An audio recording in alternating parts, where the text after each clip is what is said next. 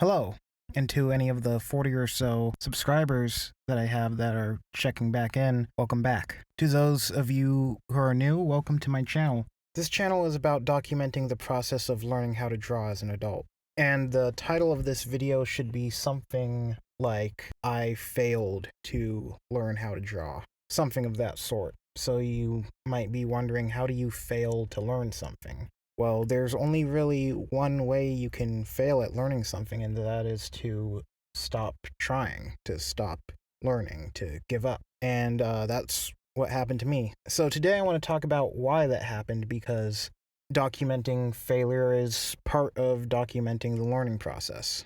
And my story exemplifies some of the problems you face when you're trying to learn a new skill, particularly as an adult. So to give some context, let me explain more in detail what this channel is about, why I started it, and why I want to learn how to draw. So I am 26, turning 27 very soon, and at about 23, I decided I wanted to become an animator, or an artist of some sort, but mainly an animator. And even though it wasn't my main goal in life until I turned 23, I had tried to learn how to draw before when I was much younger. And I would kind of, I would draw for like a couple months and then kind of give up and like repeat that process over and over again.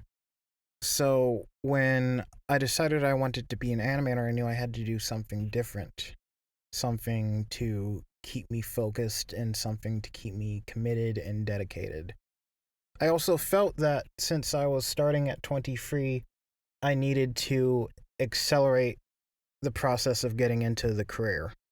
I figured it would take me a long time to learn how to draw, and then it would take me a long time to gain a following as an artist and an animator, and it would also take me a long time to get connected with people in the industry and find a job or start my own indie animation studio or something of that sort. So starting this channel was kind of my solution to all of those problems.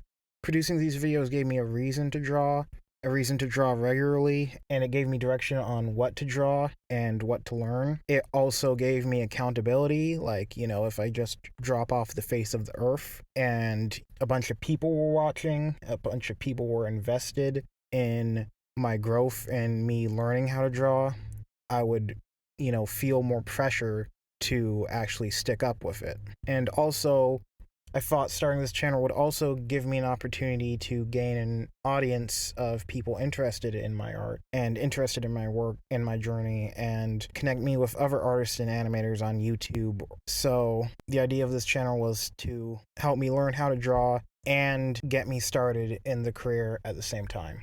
And for a while, it was going pretty well. I was having a lot of fun making videos. I was having a lot of fun drawing, and making these videos helped me focus on my goal of learning how to draw. I wasn't just drawing aimlessly anymore. I was drawing thinking, I need something to put on a video. I need to draw something so I have footage, and I need to draw something so I have something to talk about. I need to learn more about art so I can talk about art. By the time I gave up this channel, I was drawing almost every day for a year.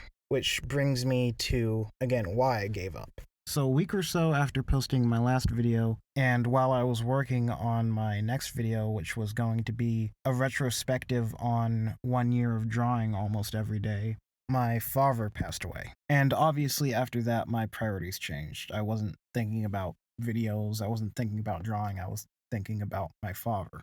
It's funny, my biggest regret before my father died was not sticking with learning how to draw when I was like 16 or whatever. Now my biggest regret is not talking with my dad one more time, or not seeing my dad one more time, not having just one extra minute that I did with my dad.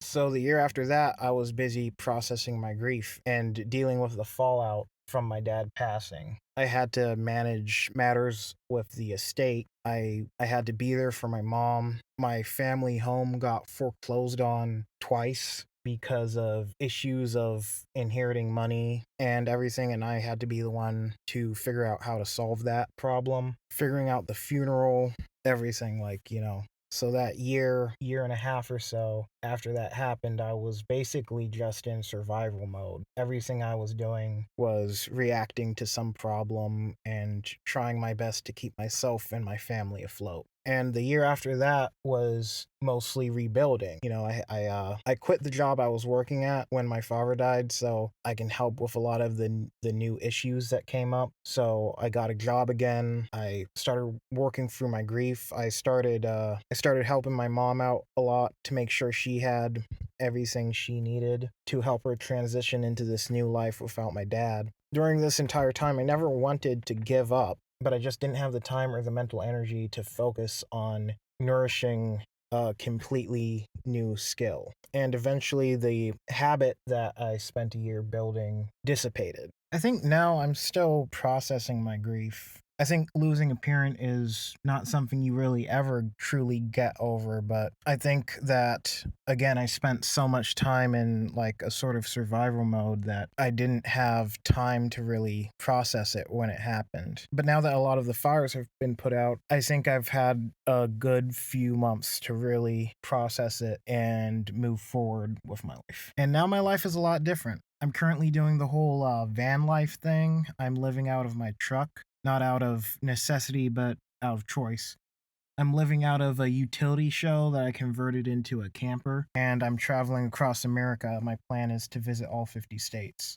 I also have 2 new YouTube channels that I'm working on. One is called FPE. That channel is documenting my travels across America, and I also make mini infotainment documentaries on strange, interesting people, places, things I see along the way. And the other channel where I post silent walking videos of the trails and national parks and cities that I visit. And I also decided to relaunch this channel, as you can see. What really made me decide to do that is that, again, I am really interested in documenting the process of learning how to draw, like seeing week by week how someone's skills improve in real time, especially documenting someone learning a new skill as an adult. And while I was on the road, I was thinking about it, and I thought one of the unique challenges of learning a new skill as an adult, other than less free time and more pride about your competency in skills and being more used to having skills you are actually well developed in and less used to having skills that are underdeveloped. Another challenge of learning a new skill as an adult is dealing with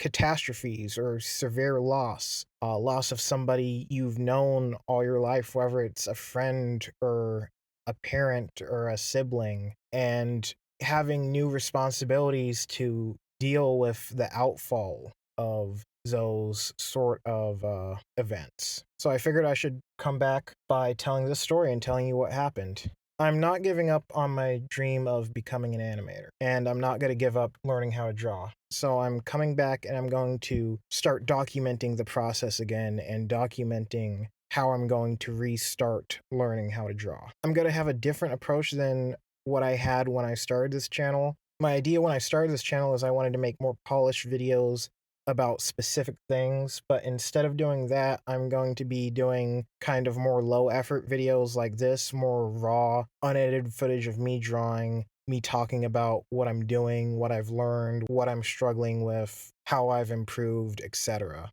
So if you're interested in watching someone learn how to draw in real time, please subscribe.